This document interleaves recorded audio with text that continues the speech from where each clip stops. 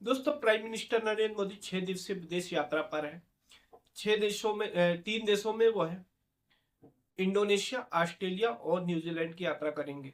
कल वो है इंडोनेशिया की राजधानी जकार्ता पहुंचे हैं। उनके पहुंचते ही उन्हें उनके हवाई जहाज को स्कॉट किया गया। दोस्तों, इंडोनेशिया भारत के लिए क्यों इंपॉर्टेंट है और वहां जाने का रीजन क्या है और हमारे लिए क्या महत्वपूर्ण है इंडोनेशिया में, हम इसके बारे में आज समझना चाहते हैं। दोस्तों, इंडोनेशिया सबसे पहले तो भारत के लिए इम्पोर्टेंट इसलिए है, क्यों? क्योंकि वो हिंद महासागर के नजदीक है।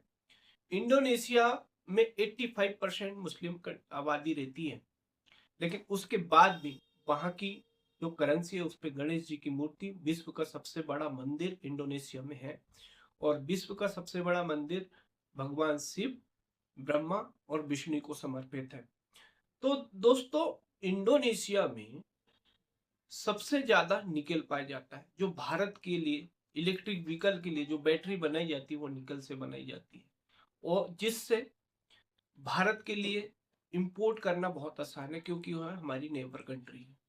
दूसरा, क्यों? क्योंकि वो भारत इंडोनेशिया जो मलक्का स्टेट है, जो संधि है, उससे दुनिया का व्यापार के लिए सबसे ज्यादा इंपॉर्टेंट है। दोस्तों, अगर मलक्का पर भारत का दबदबा बना रहेगा तो व्यापार और चीन को काउंटर करने के लिए सबसे ज्यादा महत्वपूर्ण होगा दोस्तों। क्योंकि इंडोनेशिया के बिना मलक्का स्टेट पार करना, उस पर दबदबा बनाना इतना आसान नहीं है दोस्तों। वहीं से उसका जो पोर्ट है, भारत के अंडमान निकोबार द्वीप से 150 किलोमीटर करीब एक पोर्ट है, जिससे हमें चीन को कंट्रोल करने के लिए बहुत महत्वपूर्ण है।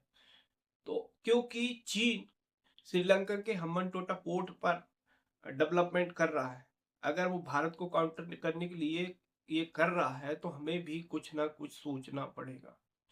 तो दोस्तों, इसीलिए हमें इंडोनेशिया सबसे महत्वपूर्ण है और सबसे सही लोकेशन पर हिंद महासागर में। अगर किसी देश से हमें किसी चाइना को कंट्रोल करना है ना दोस्तों, तो वो हो इंडोनेशिया सबसे महत्वपूर्ण हो सकता है। इंडोनेशिया एक मुस्लिम कंट्री है, लेकिन उसके बावजूद भी भारत के गणेश जी की मूर्ति, किसी हिंदू देश के भगवान की मूर्ति मूर्ति उनकी करेंसी पर है।